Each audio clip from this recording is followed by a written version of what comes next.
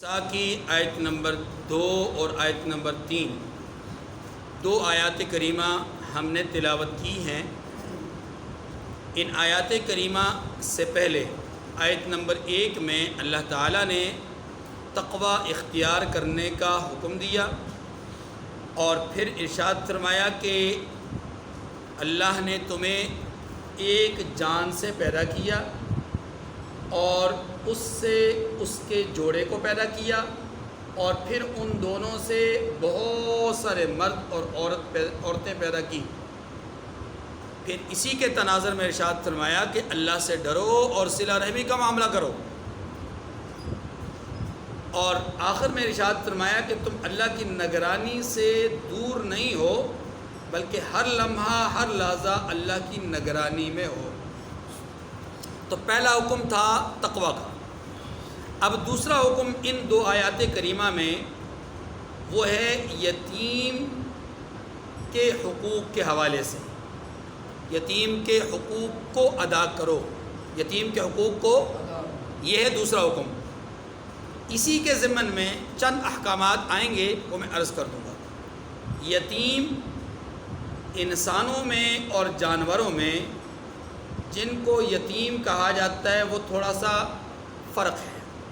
انسانوں میں اس بچے یا بچی کو یتیم کہا جاتا ہے، بچے اور بچی یا بچے یا بچی میں نے جو بھی ہو، جس کے والد کا اس حال میں انتقال ہوا ہو کہ وہ بچہ اور بچی بالغ نہ ہوئے ہوں۔ تو انسانوں میں ایسے بچے اور بچی کو کیا کہا جاتا ہے؟ یتیم کہا جاتا ہے کہ یہ یتیم ہیں۔ جبکہ اس کے مقابلے میں حیوانات میں، جانوروں میں ایسا نہیں ہوتا۔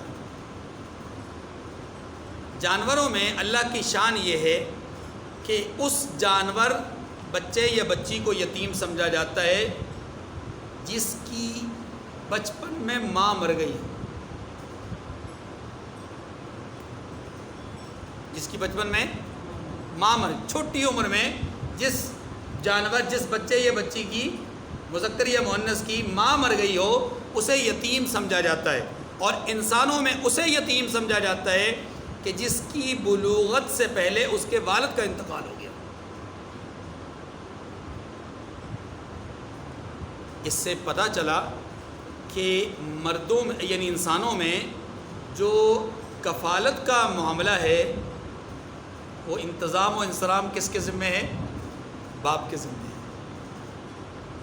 انسانوں میں کفیل والد ہوتا ہے، جبکہ حیوانات اور جانوروں میں کفالت کون کرتا ہے؟ ماں کرتی ہے۔ یہ اللہ کی شان ہے۔ دوسری بات، رسول اللہ صلی اللہ علیہ وسلم نے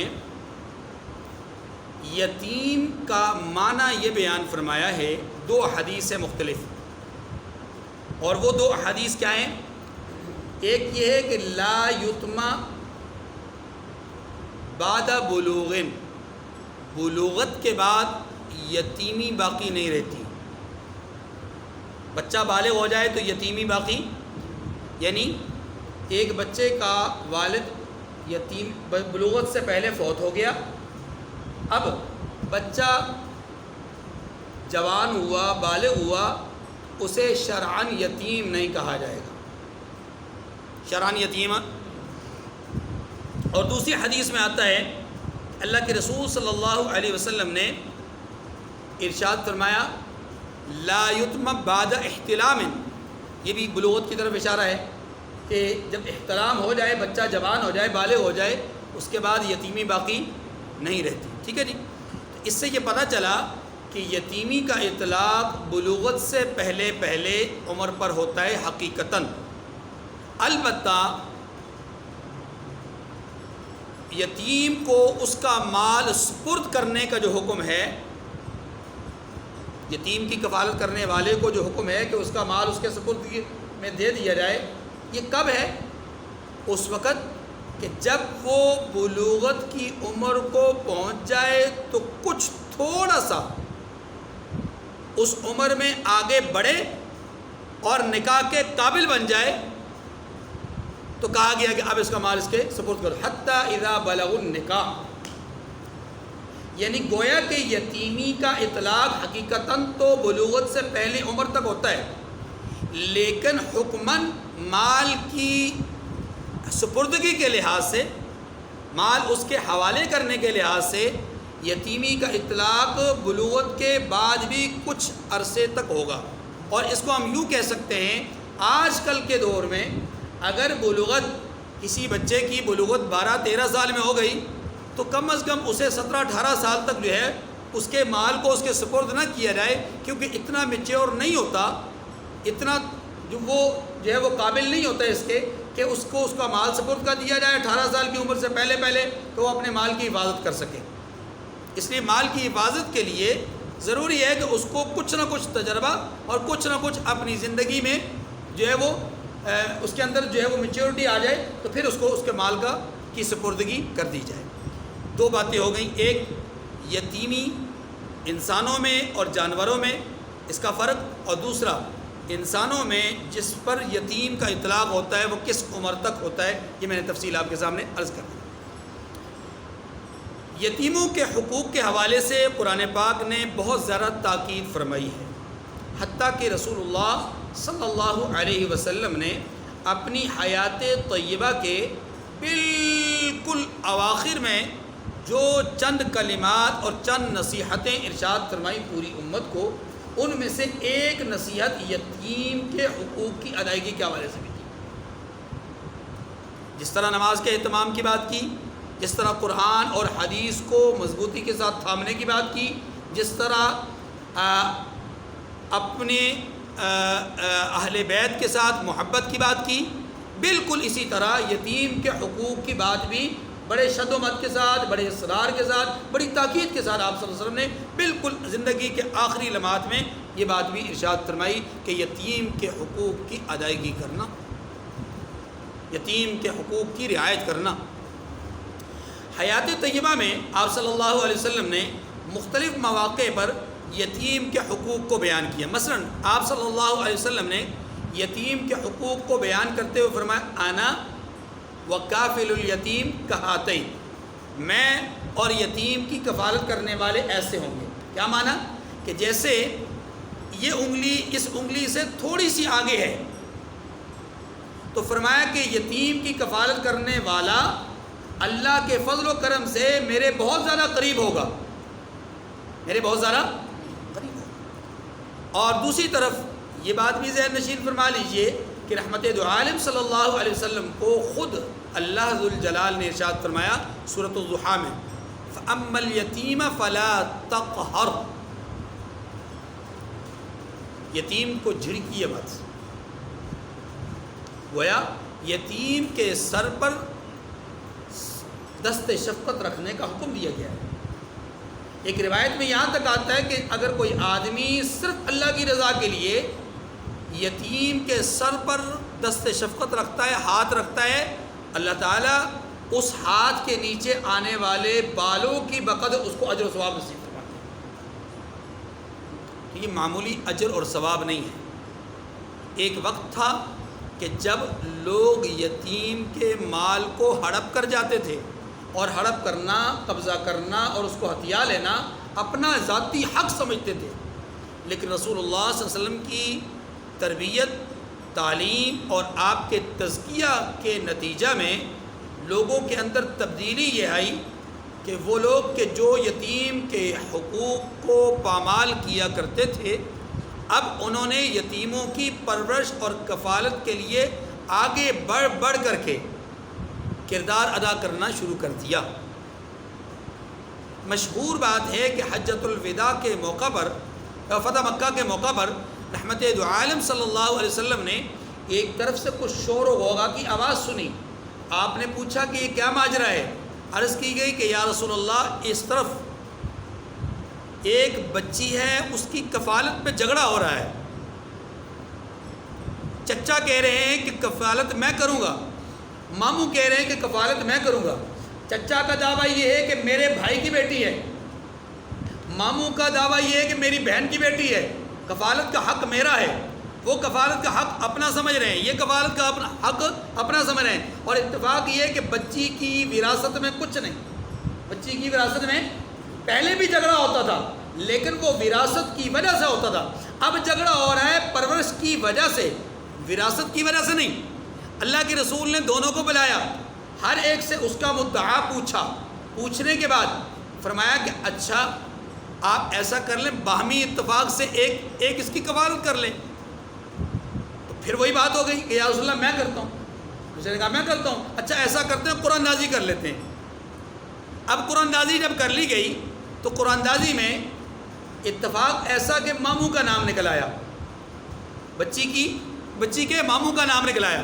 اب بچی کے ماموں کا جب نام نکلا، اس نے بچی کو فرط جذبات میں، جوش اور جذبے میں اٹھا کر کندھے پہ بٹھایا اور بٹھا کر کے لوگوں کو بآواز بلند کہہ کے جانے لگا کہ لوگوں گواہ رہنا میں اپنی جنت اپنے ساتھ لے کے جاؤں. کیونکہ رسول اللہ صلی اللہ علیہ وسلم نے فرمایا کہ جس نے 2 بچیوں کی کفالت کی، صحیح تعلیم اور تربیت کا اہتمام کیا، میں محمد اسے جنت کی ضمانت دیتا ہوں. اور روایات میں لکھا گیا ہے کہ اس آدمی کی ایک بیٹی تھی اور ایک بیٹی یہ اس نے لے لی، اس لیے اس نے کہا کہ میں اپنی جنت اپنے ساتھ لے. بہرحال یہ ایک نظریے کی اور سوچ کی تبدیلی یہ تزکیہ اور تربیت کے نتیجے میں ہوئی. اب یتیم کے حقوق کے حوالے سے قرآن پاک نے بہت زیادہ تاکید فرمائی. یہاں جو آنے والی 10 آیات کریمہ ہیں تقریباً یہ ساری کی ساری اسی ضمن میں ہیں جس کو ہم یتیم کے حقوق کی بات کرتے ہیں، اور اس کے ضمن میں چند مسائل ہیں. ہے تو اصل میں تو یتیم کے حقوق کی بات، لیکن اس کے ضمن میں بہت سارے مسائل اور بھی آ گئے جس میں وراثت ہے، حق مہر کی ادائیگی ہے، تعدد ازواج ہے، وغیرہ وغیرہ ذالک، یعنی عورتوں کے درمیان عدل اور انصاف ہے. یہ سارے مسائل اس کے ضمن میں آئیں گے، لیکن بنیادی طور پر یہاں جو مسئلہ بیان کیا گیا وہ کیا ہے؟ یتیم کے حقوق کی بات کی گئی.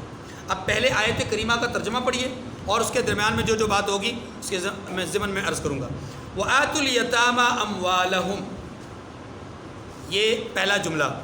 فرمایا یتیموں کا مال جو تمہاری تحویل میں ہو ان کے حوالے کر دو. یتیموں کا مال ان کے حوالے کر دو جو تمہاری تحویل میں. یہ کب کر دو؟ میں نے عرض کر دیا اس وقت کہ جب وہ میچور ہو جائے. نمبر 2، وَلَا تَتَبَدَّلُوا الْخَبِيثَ بِالطَّيِّبِ وَلَا تَأْكُلُوا أَمْوَالَهُمْ إِلَىٰ أَمْوَالِكُمْ. یہ 2 جملے ہیں، 2 الگ الگ باتیں ہیں. ان باتوں کو سمجھنے کے لیے آپ تھوڑی سی تفصیل زبانی سمجھ لیجئے تاکہ آپ کو بات سمجھ میں آ جائے. دیکھیے پہلی بات، یتیم کی پرورش کرنے والا 2 حال سے خالی نہیں، یعنی 2 حالتیں ہیں. ایک حالت یہ ہے کہ یتیم کے مال کو اپنے مال کے ساتھ ملا کر اس کے پکانے، اس کے استعمال کرنے کا انتظام و انصرام کرے. یعنی اس کی ملکیت میں سے کچھ آٹا لے لیا اور اپنی ملکیت کے آٹے میں سے کچھ آٹا لے کر کے دونوں کو مکس کر لیا اور روٹیاں پکا لی. اب اندازہ لگایا کہ یہ بچہ 2 روٹیاں کھائے گا مثال کے طور پر، اس کے اندازے سے 2 روٹیوں کا آٹا لے لیا، مثال دے دو. اب یہاں 2 حالتیں ہیں. ایک حالت یہ ہے کہ اس نے یعنی اس کے گھر والوں نے مطلب اس کے گھر میں تربیت کرنے والوں کی، پرورش کرنے والوں کے گھر میں روٹی پکی. اب اس یتیم نے روٹی 2 کھانے کے بجائے بھوک زیادہ تھی 3 کھا لی. اس صورت میں اس کی طرف سے ایکسٹرا ہو گیا، یعنی اس نے اپنے مال میں سے اس کو کھلا دیا تو کوئی حرج نہیں، اس میں تو شرعاً کوئی حرج نہیں. لیکن دوسرا معاملہ یہ ہے کہ اگر اس نے روٹی 2 کھانے کے بجائے 1.25 کھا لی، 1.5 کھا لی، 1.25 کھائی، 1 کھائی، باقی روٹی جو بچ گئی، اب وہ دوسرے ٹائم میں سوکھی روٹی کھانا نہیں چاہتا، اس کی روٹی، اس کا آٹا ضائع ہو گیا. یہ بہت بڑا ایک خدشہ تھا، پرورش کرنے والے کے لیے بہت پریشانی کا باعث معاملہ تھا کہ وہ کس انداز میں پرورش کرے. اور دوسری صورت یہ تھی کہ اس کے آٹے کو اپنے آٹے کے ساتھ نہ ملائے، اس کا آٹا الگ گوندا جائے، اپنے گھر کا آٹا الگ گوندا جائے، یہ الگ مشقت کی بات تھی. اور اگر ایسا بھی کیا جائے تب بھی اس میں امکان پھر بھی وہی موجود تھا کہ جتنا آٹا گوندا گیا، جتنی روٹی پکائی گئی، شاید وہ نہ کھا سکے، اور نہ کھانے کے نتیجے میں پھر بھی الزام یا اتہام اس پر آ سکتا ہے کہ اس نے اس کے مال کو ضائع کیا. تو مشکلات تھی. ٹھیک ہے. ایک نمبر 2، یہ معاملات کرنے والوں کی نیتیں مختلف ہو سکتی ہیں. نیتوں میں 2 طرح کے نیتیں ہو سکتی ہیں. ایک نیت یہ کہ یتیم کے مال کو اپنے مال کے ساتھ ملانے کا مقصد صرف یہ گپلا کرنا، کرپشن کرنا، تھوڑا تھوڑا مال ملا دیا، 1 سال 2 سال کے بعد کہہ دیا بھائی تیرا مال تو ختم ہو گیا، تو کھا بیٹھا. ایک تو یہ نیت ہے. اور اس کے مقابلے میں دوسری نیت یہ ہے، اس کے مال کو اپنے مال کے ساتھ ملا کر کھانے کی یا کھلانے کی یا تیار کرنے کی بنیادی وجہ یہ ہے کہ الگ سے اگر مال اس کا کیا جائے گا اس میں زیادہ ضائع ہونے کا امکان ہے. اپنے ساتھ شامل کیا جائے گا تو زیادہ ضائع ہونے کا امکان ہے نہیں، یوں اس کے مال کی حفاظت مقصود ہے. اب دونوں طرف نیتوں میں فرق ہے. تو شریعت مطہرہ نے یہاں پر 2 باتیں، 2 جملے کہے ہیں. پہلا جملہ یہ کہا ہے کہ اپنے پاکیزہ مال کے ساتھ خبیث مال کو مت ملاؤ، یا یوں کہہ لیجئے کہ اپنے مال کے ساتھ یتیم کے مال کو ملا کر اپنے پاکیزہ مال کو ناپاک نہ کرو. اپنے پاکیزہ مال کو ناپاک، یہ جملہ کس کے لیے ہے؟ یہ جملہ ان لوگوں کے لیے ہے کہ جن کی نیت میں کرپشن ہے، جن کی نیت میں فتور ہے، جن کی نیت میں اصلاح نہیں ہے، فساد ہے. ان کے لیے کہا گیا کہ دیکھو اگر تم اس بری نیت کے ساتھ ایسا کرو گے تو پھر تمہارا اپنا مال، پاکیزہ مال بھی خراب ہو جائے گا. پہلے جملے کا مطلب سمجھ آ گیا. اب دوسرا جملہ، وَلَا تَأْكُلُوا أَمْوَالَكُمْ إِلَىٰ أَمْوَالِكُمْ. یہ دوسرا جملہ جو ہے یہ مطلقاً ہے کہ ان کے مال کو اپنے مال کے ساتھ ملا کر کھاؤ ہی نہ. تو دونوں جملوں کے اندر ممانعت نظر آ رہی ہے. دونوں جملوں کے اندر کیا نظر آ رہی ہے؟ ممانعت، کہ آپ ان کے مال کو اپنے مال کے ساتھ نہ ملائیں. لیکن اب سوال پیدا ہوتا ہے کہ کیا یتیم کے مال کو اپنے مال کے ساتھ ملا کر خرچ کرنا اندازاً ایک تخمینے کے طور پر کیا درست نہیں ہے؟ اور اگر درست نہیں ہے تو پھر تو یہ صاحب پرورش کے لیے، جو پرورش کرنے والا، اس کے لیے تو بڑی اذیت اور تکلیف کی بات ہے. سالن الگ بنائے، روٹی الگ بنائے، وغیرہ وغیرہ، تو یہ بڑی مشقت کی بات ہے. اس کا جواب یہ ہے کہ ان دونوں جملوں کا تعلق ان لوگوں کے ساتھ ہے کہ جو فساد کرنے والے ہیں، کرپشن کرنے والے ہیں، جن کی نیتوں میں فطور ہے. اور جن کی نیتوں میں فطور نہیں، ان کے لیے یہ حکم نہیں ہے. ان کے لیے حکم کیا ہے؟ کہ وہ ملا سکتے ہیں، وہ یتیم کے مال کو اپنے مال کے ساتھ ملا سکتے ہیں. اب قرآن پاک کی آیت کریمہ سورہ بقرہ میں گزری ہے، وَاللَّهُ يَعْلَمُ الْمُفْسِدَ مِنَ الْمُصْلِحِ.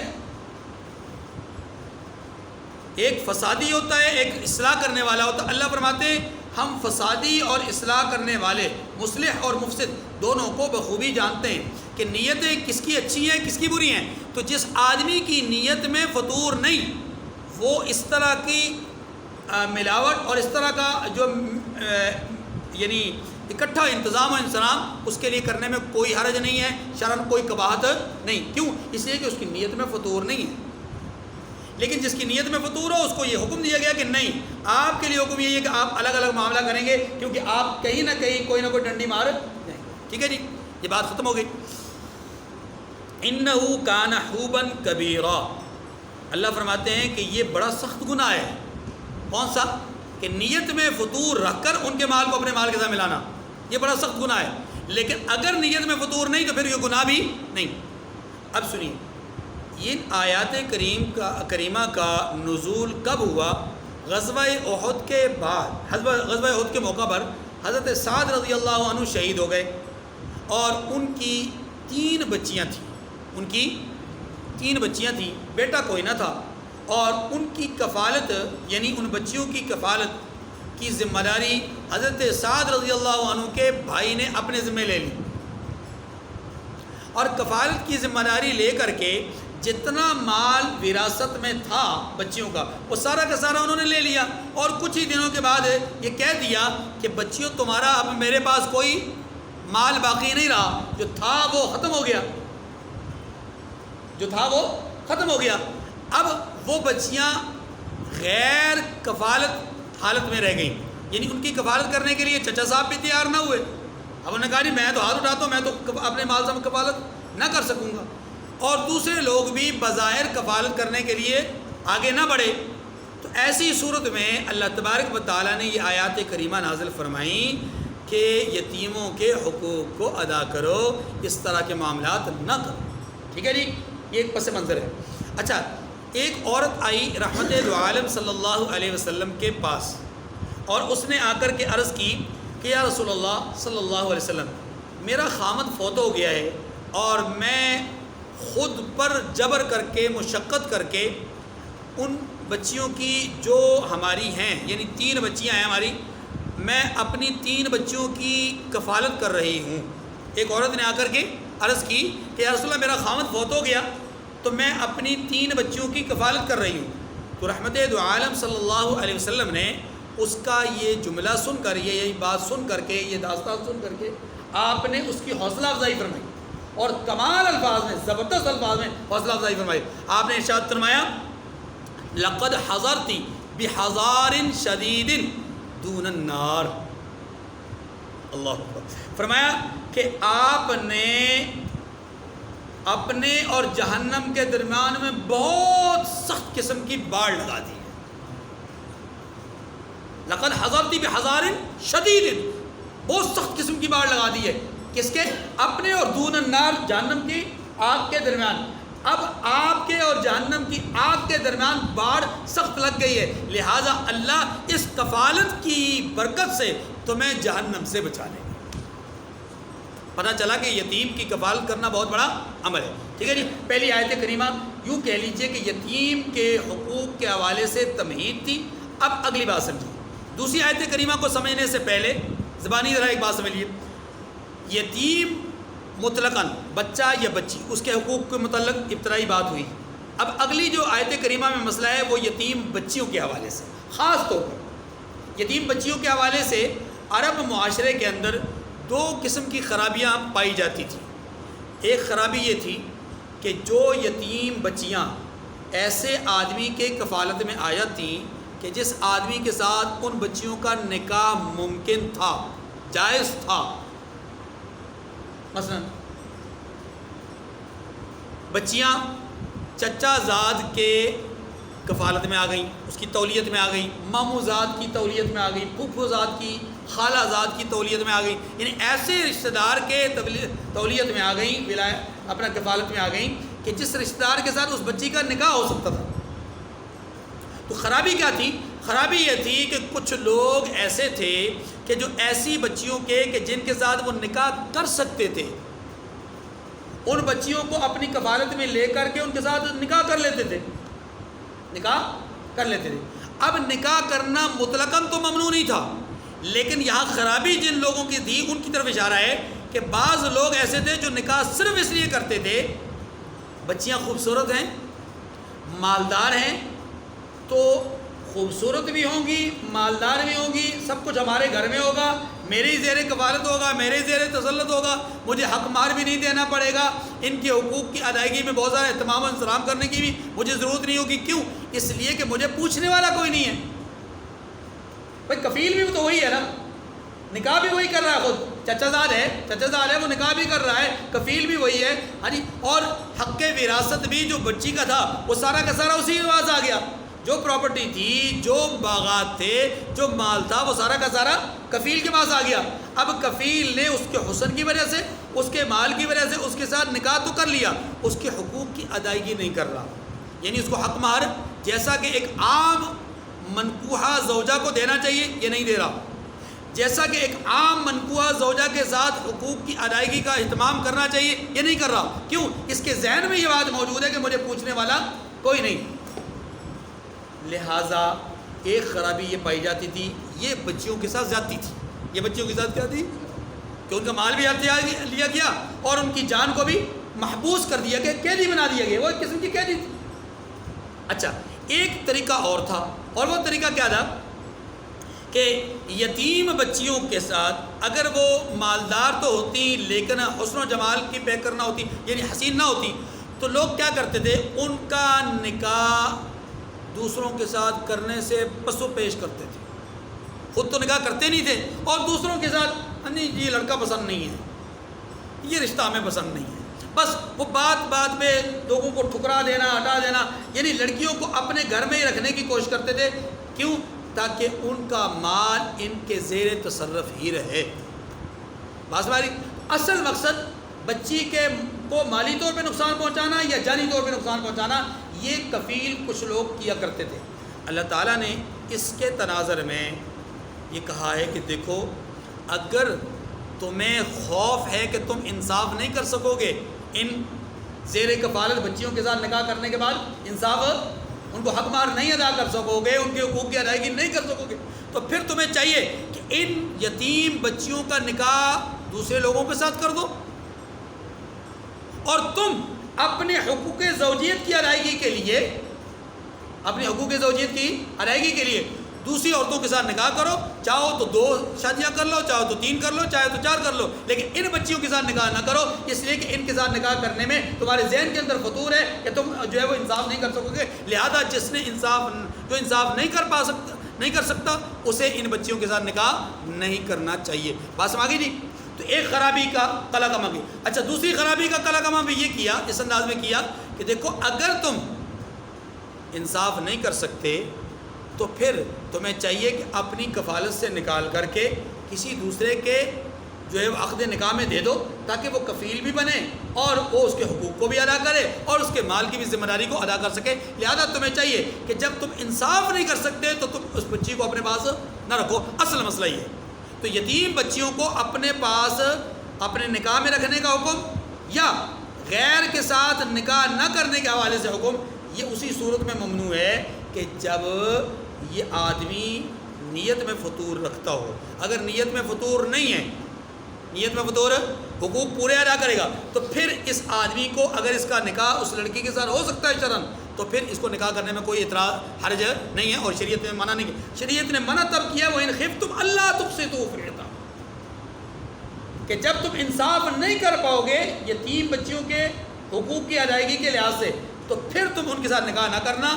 اور اگر انصاف کر سکتے ہو تو پھر نکاح بھی کر سکتے ہو. ٹھیک ہے جی؟ اچھا جی، اس کے بعد دوسرا مسئلہ یہاں پر اسی کے ضمن میں وہ ہے تعدد ازواج کا. تعدد ازواج کا مطلب یہ ہے کہ کئی شادیاں کرنا.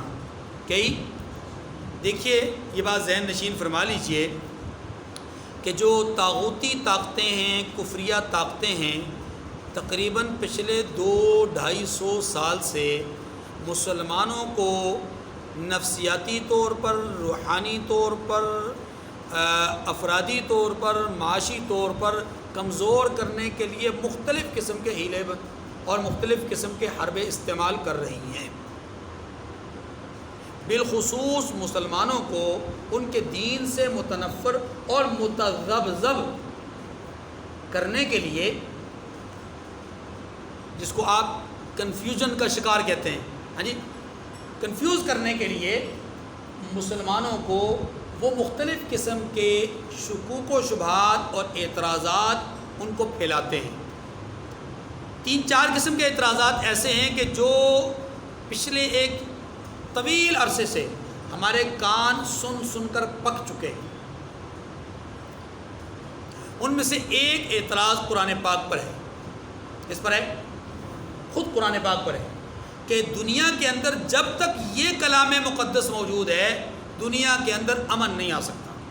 یہ طاغوتی طاقتوں کا ایک بہت بڑا ایک مطلب ان کا ایک نفسیاتی طور پر ان کا ایک اعتراض ہے، یا شکوہ ہے، یا شکایت ہے، یا یوں سمجھ لیں کہ دعویٰ ہے کہ جب تک قرآن پاک دنیا میں موجود ہے دنیا میں امن ہے. اس لیے کہ ان کے ہاں امن نام ہے ظلم کا، اپنی من مانی کا، اپنے احکامات کے نافذ کرنے کا، اور اپنی تعلی اور اپنی بلندی کا نام امن ہے. جبکہ حقیقتاً اگر ہم دیکھیں تو خود قرآن مجید امن کا پیغمبر ہے.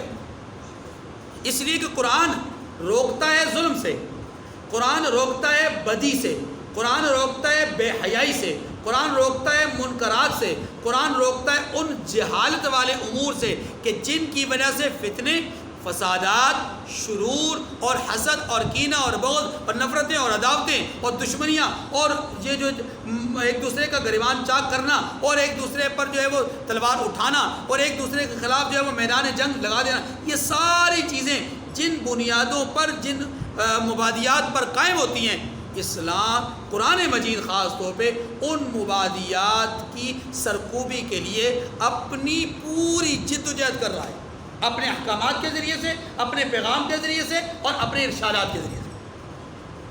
اور یہی بات ان کو ہضم نہیں ہو رہی، چونکہ وہ طاغوتی طاقتوں کا مطلب کیا ہے کہ شیطانی قوتیں. تو شیطان تو کبھی بھی دنیا کے اندر خیر نہیں چاہتا، شیطان تو کبھی بھی دنیا کے اندر اصلاح نہیں چاہتا، وہ فساد چاہتا ہے. ایک بات تو یہ سمجھ لیجئے کہ طاغوتی طاقتیں قرآن پر سب سے زیادہ اعتراض کرتی ہیں کہ جب تک دنیا میں قرآن موجود ہے امن نافذ نہیں ہو سکتا. دوسرا، طاغوتی طاقتوں کا دوسرا بڑا اعتراض اسلام پر وہ یہ ہے کہ لوگ یعنی مسلمان دوسروں کو جبراً مسلمان بناتے ہیں.